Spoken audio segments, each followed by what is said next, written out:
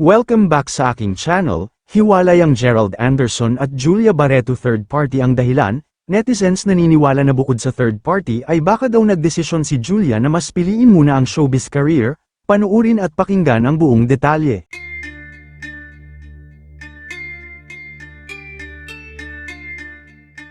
Marami nga ang na-shock sa isiniwalat ng talent manager at showbiz insider OG Diaz tungkol sa naging breakup ni Julia Barreto at Gerald Anderson, sa kanyang pinaka-latest vlog sa kanyang YouTube channel na OG Diaz Showbiz Update. Bukod dyan, marami na rin kasi ang nakakapansin ng mga netizens na hindi na madalas nagbabahagi ng larawan ang dalawa sa kanilang social media accounts. Kaya naman mas lalo pang lumakas ang usap-usapan na baka hiwalay na nga talaga ang dalawa. Lalo na nang aminin ni OG Diaz ang lagay ng relasyon ng Gerald kung saan ay sinabi nito na cool off daw ang dalawa ngayon.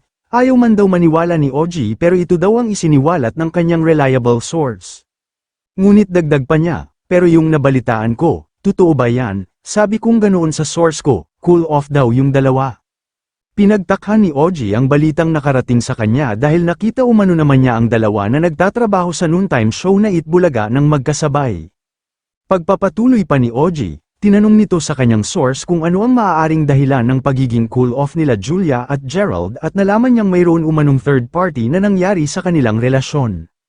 Nilinaw naman ni OG na tinatanong na niya mismo kung totoo ang balitang nakarating sa kanya ngunit walang katiyakan kung sino ang nadawit sa third party ng dalawang magkarelasyon.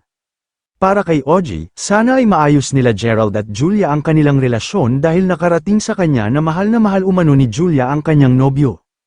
Pero paniniwala naman ng netizens na baka mismong si Julia na daw ang tumapos ng relasyon nila ni Gerald, dahil mukhang mas gusto pa nitong mag-focus sa kanyang career at mukhang wala pang balak mag-settle down. Samantala, pinayo naman ni OG na ipagkatiwala na lang kina Julia at Gerald ang problema at wala pang konkretong katiyakan kung totoo nga ba ang balitang nakarating sa kanya. Gayunman, ayon sa mga naglalabasan ulat online, ay mukhang March pa daw hiwalay ang dalawa.